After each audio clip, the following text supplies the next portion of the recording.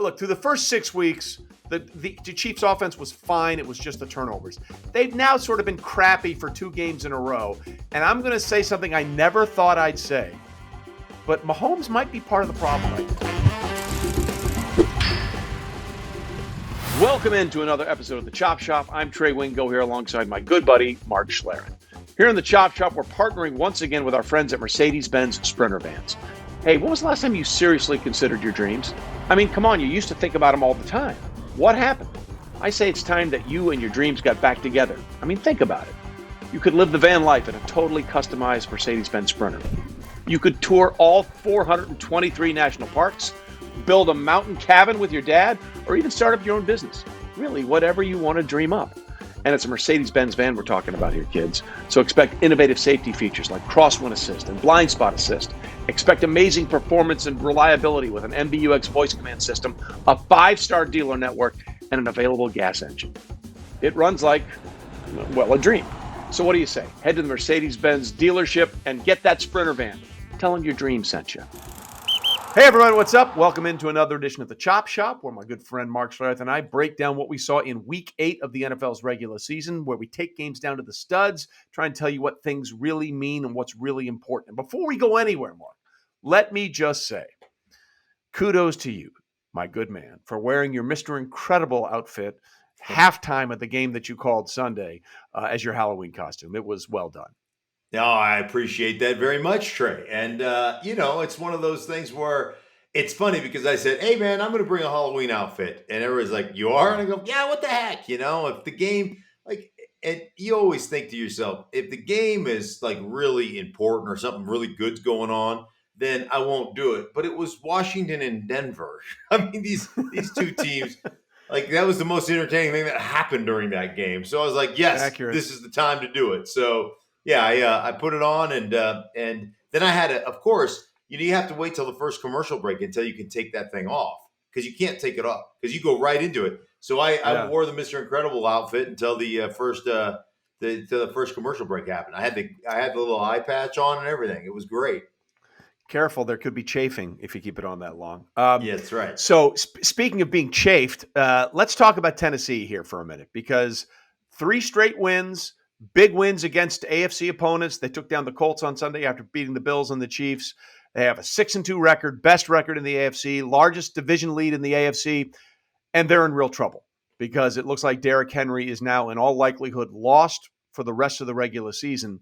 And I don't know, Mark, if there's, and you use this term all the time to perfection, Derrick Henry is the actuator of everything that Tennessee wants to do offensively. I'm not sure if there's one player that means more to that team's entire offensive structure than Derrick Henry does to Tennessee. Yeah, when you talk about MVPs, right? I mean, isn't that what the MVP definition really should be? Yes. What you do for your team to make your team successful. And I'll go back to that Kansas City game where they won 27-3. And in that game, Derrick Henry had 29 carries for 89 yards. I mean, he averaged 3 yards a carry, Trey. And you want to talk about a philosophical approach to playing football, right? We're going to give our running back the ball 29 times in a day and age where most teams just can't wait for the running game to be shut down, where most teams can't wait for 3 2-yard runs, throw their hands up and go, screw it, we can't run the ball. Let's throw it every down. That's not how the Tennessee Titans are constructed. They want a hard play action. They want to run the football, use the hard play action, get their quarterback out on the edge. I mean, that's how they're constructed. And, people talk about this injury just being the season. Maybe we'll get him back for the playoffs. He's 250 pounds. Yeah. And when you hurt a foot, man, and you're 250 and you do the things he does, that just scares me for your career. So I don't know that you just shut him down. You don't shut him down for the whole season and just say, hey, listen, we'll get you back next year, but you're not going to come out of this injury, surgery on your foot. I'm sure they're putting a pin in that foot and say, now you're good to go at 250 and the kind of physical structure that you have. Yeah, listen, this has always been the concern about Derrick Henry, right? Because he's just an insane monster. And eventually you wonder about the pounding and the wear and tear and feet and ankle injuries and more careers, hell, toes. can end more Toes. careers than Right. people know about, because there's all that pressure on that foot, ankle, or toe every time you step onto the field. There's no way around the pound. Yeah, the pressure per square inch when you're 250, and I mean that guy runs like he outruns DBs all the time at 252, whatever he is. I mean he's a huge man, and so you think about just the overall pounds per square inch of force torque you put on that injury. I mean, come on, you talk about toe injuries. Didn't that end Deion Sanders' career? A toe injury, Correct. like Essentially, turf toe. yes. Yeah, Yep. essentially just. So it's a concern. And if you're the Tennessee Titans, it would be a huge concern for me to even think about bringing him back. Okay, so they do sign Adrian Peterson, which, by the way, schematically I like, because Adrian Peterson is a smaller version of Derrick Henry, for lack of a better term, but he was always a power runner, right? Mm-hmm. He's going to try and do the same things that Derrick Henry did, but who knows what Adrian Peterson is like at this point. Yeah, I mean, you always think, hey, Adrian Peterson can roll out of bed and be better than you. I mean, that's just, that's where I would be with that. It's a given. Yeah. Right. You've got to, like, I don't even know the rest of the guys on that roster, because why would you? They give Derrick Henry 29 carries. Like, why would you even know who else? Hilliard? He just sounds small to me. I don't even know I don't know how he's built, but Hilliard sounds small to me. And so I start looking at the trade market, where that is, maybe a Gordon out of Denver, maybe who knows, but we'll see exactly what happens. But this is just one of those things that just is a gut punch if you're the Tennessee Titans. Yeah, I'm really curious to see how they weather this storm going forward. So Tennessee is all about the loss of one player. Mark, another team is about the addition of one player. And let me just say, the late, great Jim Fossil, when he was coaching the New York Giants, said, I'm all in. I'm putting my chips in the center of the table. We are going to the playoffs.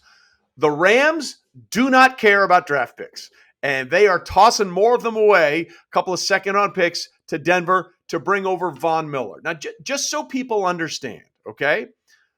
When he came into the league in 2011, over that time frame, Von Miller has more sacks than anybody in the NFL. He's now paired with Aaron Donald, who came into the league in 2014 and has more sacks than anybody else in the NFL over that time frame. And just for fun, let's throw in Jalen Ramsey and everybody else with that Rams defense. I mean, you could not have a more all-in move for the Rams, who, by the way, you could make a very compelling argument before the trade for Von, were probably the best team in the NFC. Yeah.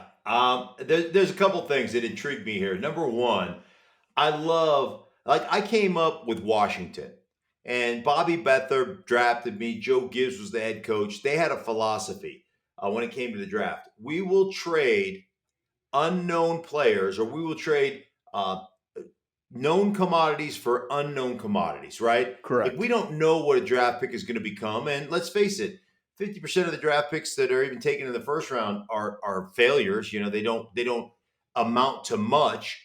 So I love the Rams' philosophy. Screw it. We're going to get players we know are good already. Like, we don't care about those other guys. I love that about where they are right now.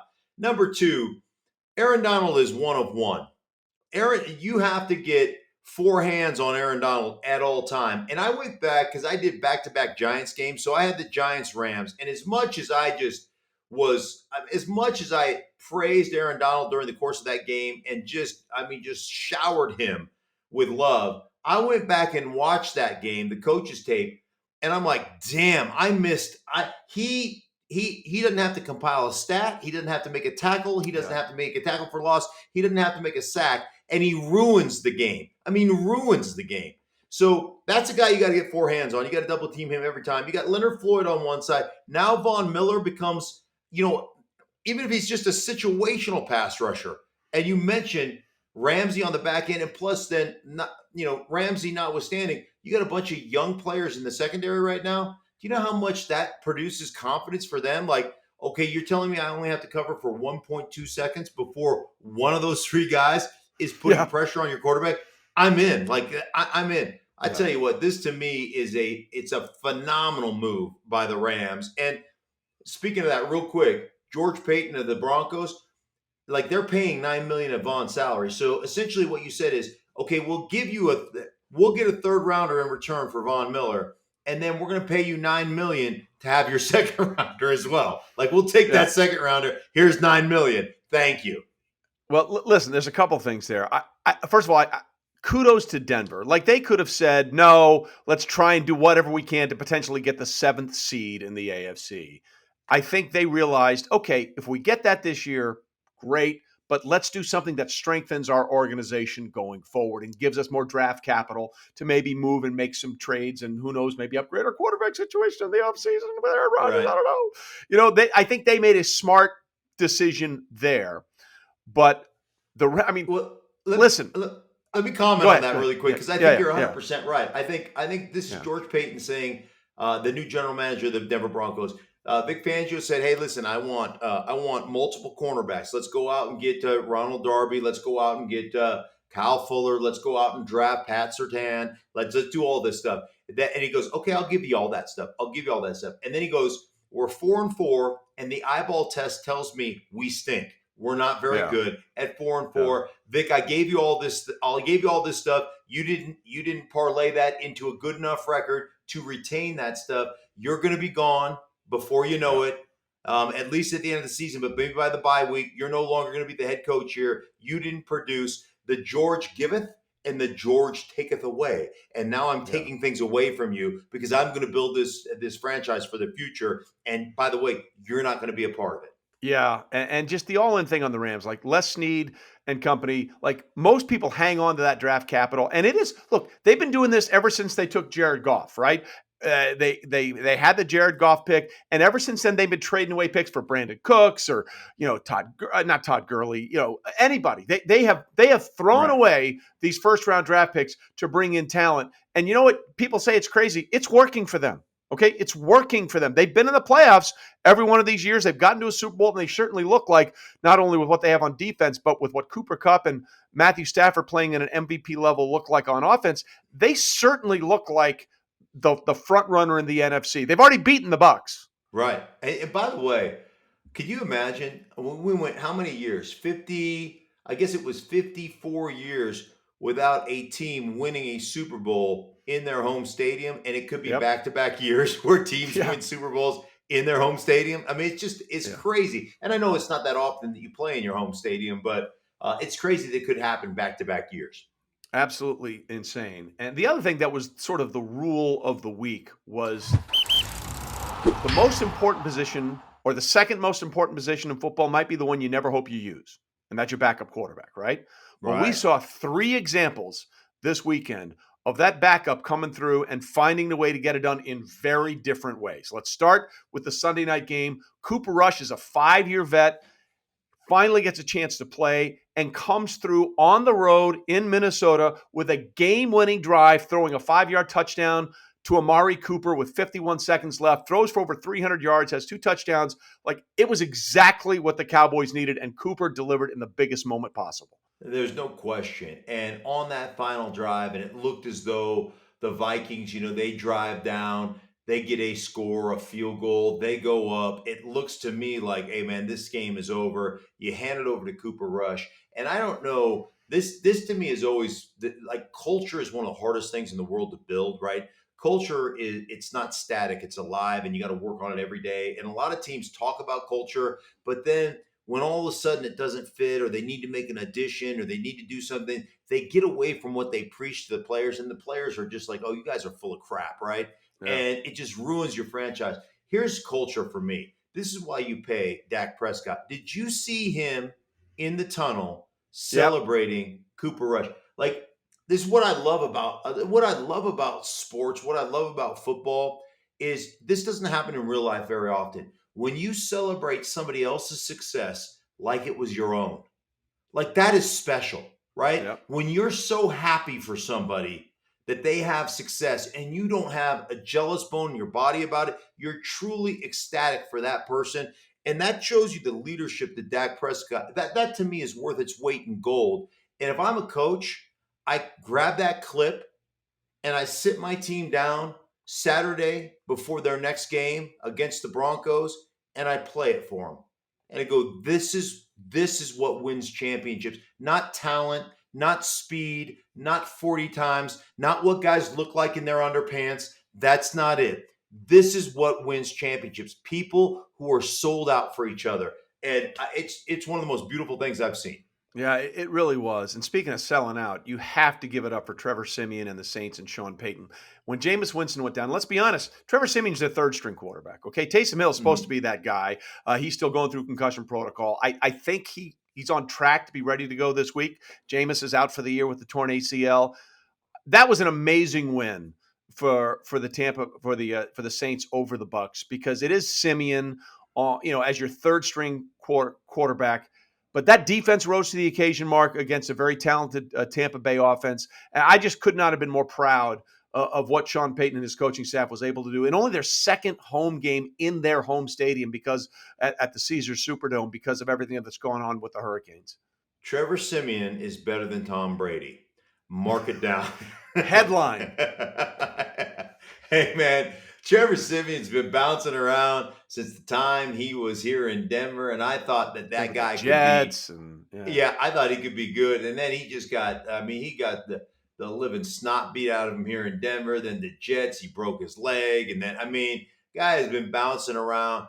He came off, and here's one thing I'll say about Trevor Siemian: he knows, he understands. He's really smart. He understands the offense. He knows where he's supposed to go with the football. And he did a phenomenal job, even though his percentage was like 56% completion wise. Man, he was on point. And he got the ball out of his hands. I thought he was really, it was exceptional. And you're right about the defense. And man, Sean Payton, I just get the sense that Sean Payton is re-energized. I did one game early, but just all of a sudden Drew Brees is gone. And Sean said something to me a couple of years ago that has really stuck with me. It's not just about attacking somebody's weakness. All coaches want to attack weaknesses. What sets you apart is your ability to mitigate your own weaknesses. And so don't put a player in a position to fail, because he's going to fail if you do that. And so I feel like it's a challenge for Sean to go, man, a lot of people told me Taysom Hill can't be a starting quarterback in this league. And I probably picked Jameis Winston because Taysom gives us so much versatility in all the other things. I mean, he's a Y tight end, an F tight end, an F slot receiver, a fullback, a tailback, all these things he does.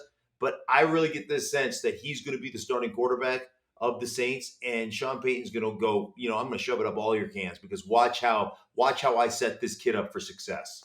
And also, we got to give it up for Mike White. Came through with a big performance for the Jets against the Bengals. Really a trap game for a young Bengals team trying to figure out a way to win after the huge win in Baltimore the week before. But Mike White right now is running that offense way better than Zach Wilson has been, the second overall pick. Even when Zach is healthy, if Mike White is still playing like this, he deserves to see how far he can take this. It's not even close right now. And there's an old West Coast term, and they're in a legitimate, solid. LaFleur over there is a West Coast guy, right? Kyle Shanahan disciple. And there's this term, you throw it with your feet. And so when I watch the foot energy of Mike White and the way he set up, Trey, man, that ball was out on time 100% of the time. And it's this. So they always tell you, route combinations, first day combinations like curl burst or, two jet dragon or, whatever the combination is, right? You hit that fifth step in your drop and it goes da-da-da-da, and you hit that fifth step, ball's out. That's progression number one. If that ball doesn't out, if that guy's not open, hitch. So you take a step up. So it's da-da-da-da, stop, hitch once. Second, the second progression in your route combination. That's not open. Bam, hitch again. Third step, and then find the check down. And I'm telling you, he hit that top step, and the ball was out almost like out right now. And then if it wasn't open, it was the second. It was the first hitch. Bam, the ball is out. Like the way he orchestrated that offense, it was on the receiver while guys were still backpedaling in their drops against zone. I mean, I thought he was amazing. He looked amazing to me. And so and this is how much of a junkie I am.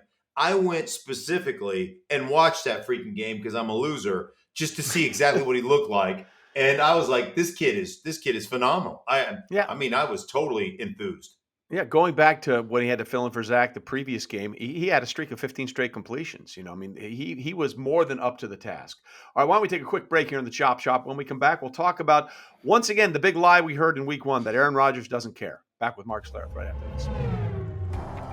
No two dreams are the same, but there is one van equipped to handle them all.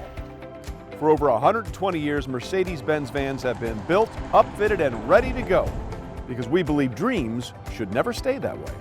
Because those who find their passion drive their passion. So you can stop following your dreams and start driving them. All right, back with Mark Schlereth on this edition of the Chop Shop. Time for our Mercedes-Benz Dream Week segment. And the dream, apparently, for every NFC team was that Aaron Rodgers didn't care. That's what we all heard week one. And then ever since then, all he's done is go on to play very, very well. The dream for him is to continue to play and get back to a second Super Bowl. That was an impressive win on the road against, at that point, the last unbeaten team in the NFC in Arizona with no wide receivers. And then he lost Robert Tonyan, his tight end, in the game. That was... you use the term gritty and gutty a lot. That's exactly what that game was. It really was, and smart. Yeah. I think that to me is the other thing is how smart are your coaches? I mean, we're going to run the ball. We're going to use our two-headed system, from Aaron Jones and from, what's the other cat's name, Dylan. We're going to make sure we give those guys ample opportunity, not only to run the football, but to catch out of the backfield. It was just artfully game planned. And yeah, you've got arguably one of the best quarterbacks that's ever played the game. But listen, we don't have the skill outside the numbers that we normally have. So let's make sure that we're not hanging out there in 7-step drops with guys who aren't getting open. And let's make sure we don't get our quarterback hit. And again, it takes, when you're game planning, it's mitigating potential disasters and how are we going to attack that team. I just thought that Matt LaFleur and his staff did an incredible job. And then Aaron Rodgers going, you know what? You're right. I know I'm having an MVP type season, but you're right. This is how we're going to win this game. And that's what's most important to me. All those things about Aaron's disinterested, Aaron's selfish, Aaron's this, Aaron is that. That is, I mean, that's a case study on why everything that people wanted to say after week one is completely fabricated and totally false, because you have to have a certain amount of humility to go, you know what, you're right. This is how we're going to win this game. We're going to win it on our running backs and short passes underneath. I'm good with that. So again, a huge on the road victory for Aaron Rodgers and the Green Bay Packers. We touched on it a little bit, so I don't want to get too much here, but neither the Cowboys nor the Packers have lost since week one.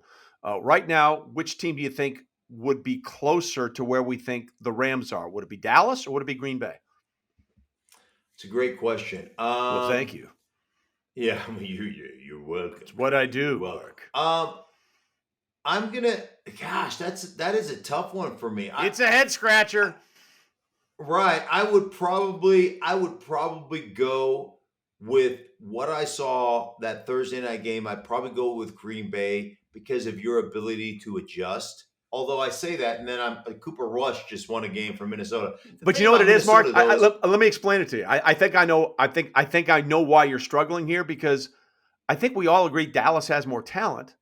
But do we really trust the coaching staff? Right? That's sort of where it is. Do we really trust them to get it all, put all the pieces in the right place? I specifically mean the head coach, because I think Dan Quinn is doing an amazing job on defense. I do too, and I think that I think that you look at. What's the coordinator, Kellen Moore? Yeah, he's giving himself an opportunity to be interviewed as a head coach somewhere.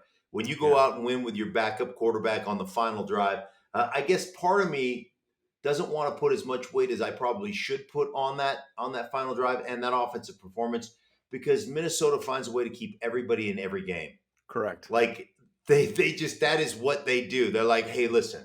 It's so Minnesota too, because the people in Minnesota are so nice, right? It is so. It's so. Yeah, for sure. We don't want to blow you out, or we don't want to win by more than a field goal. So we're going to keep you in this thing just to keep everybody entertained, because it's the cordial thing to do. Welcome to Minnesota. They should rename themselves from the Vikings to the Cordials. We're just cordially the Minnesota cordial into our stadium. That sounds like a good drink at a bar. Have a Minnesota cordial. You'll be good. Yeah, Minnesota cordial. The Minnesota welcome wagon, maybe. Right. Okay, and then, Mark, the Kansas City Chiefs won a game. So good for them, but they could not have looked less impressive, specifically on offense. And look, through the first 6 weeks, The Chiefs offense was fine. It was just the turnovers. They've now sort of been crappy for 2 games in a row. And I'm going to say something I never thought I'd say, but Mahomes might be part of the problem right now. He needs to calm down, right? I feel like he's running at 7, to borrow an old term that nobody uses anymore. Remember the records? You had 78 RPMs, 33 RPMs, and 45 RPMs. Well, the game plan is at 33, and he's running at 78 right now. Just take a breath. Everybody in Kansas City, the coaching staff, stop the backward flip stuff and the running. Just run an offense. Take the underneath stuff.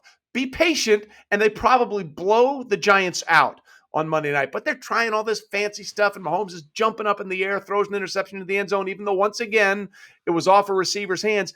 I think they all just need to take a breath and calm down.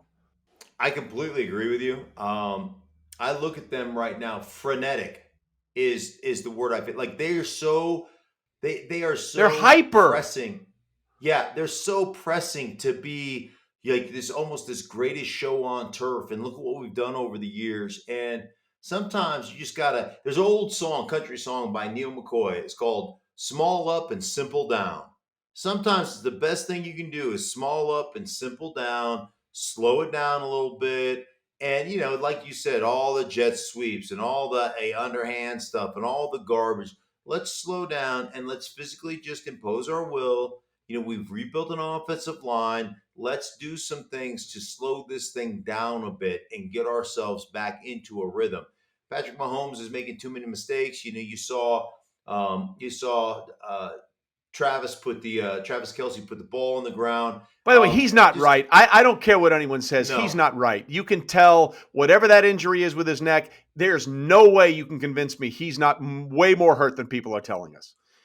I'll go back to the Super Bowl with what I called football hubris. The Tampa Bay Buccaneers said, hey, you can run it on us all day long. You can get 6 yards of carry if you want. Go ahead and do it. And they refused to do it. Last night, when you were watching that game, their safeties are playing at Trey, their heels are like at 15 to 20 yards. Their safeties. Like that underneath stuff, that the drift routes and the in-cutting routes and the basics at 12 to 14 yards, those things would have been wide open all night long. But we're not taking it because know what we do? We push the ball down the field. Yeah, like that's what was frustrating to watch it to me is like, you got all this room. You got it all. Use right it. Here. Use it. Use it. They're saying to you, listen, the one thing we're not going to do is give up a 45-yard touchdown or a 60-yard touchdown over the top. So you can take everything else you want. And it was like, no, that's not what we do. What we do is this, And how about you win games? Do that. Right. Yeah, well, there you go. I mean, they won it, but you're right. It does not look good. It looks like it's broken. Well, right now, I mean, on their second touchdown of the game, they ran it 5 straight times. Like, I can't remember the last time the Chiefs ran it 5 straight times, and it worked. I think they ran it 3 times after that. I love Andy Reid. He's a Hall of Fame coach, in my opinion. It's not even a debate. He's the only guy with 100 wins for 2 different franchises. But this has been his bugaboo his entire career. Sometimes he completely forgets about the run. Right. And when they ran it last night, they ran it well. They ran it efficiently. But somebody on that staff has got to tell Patrick, take the profits that they're giving you. And I was watching the Manning cast last night. It was great one more time. But they were just saying, all this stuff is open. Why are you trying to run around and throw these 25, 30-yard routes? Take what the defense is giving you, and then they'll have to come up, and then you can hit the big plays. Right. Just put the juxtaposition of the 2 things we've just been talking about. Yeah. Aaron Rodgers and Green Bay when everybody's injured, and they change kind of the philosophical approach to offense to take advantage of the players that they do have, not the players who aren't there. Yeah. And they end up going to an undefeated team and winning. And then juxtapose that with Kansas City. We're going to win the way we want to win. No, even if you're giving us other things, that's not how we want to win. We're going to win the way we want to win. And they've been able to do it for 2 years. But right now, they're not getting it done. And at some point, you got to make a decision to change your approach. Which sets up a huge game this Sunday, which I'm sure we'll talk about next week on the Chop Shop, as Aaron Rodgers and the Packers go to Arrowhead to take on Patrick Mahomes and the Kansas City Chiefs. We'll see what happens there. All right, buddy, always good to chat with you. And again, Mr. Incredible, chef's kiss good this weekend. Yeah. Thank you, my friend. Always great to be on with you. And you know what? Let's think about doing it again next week. Sports.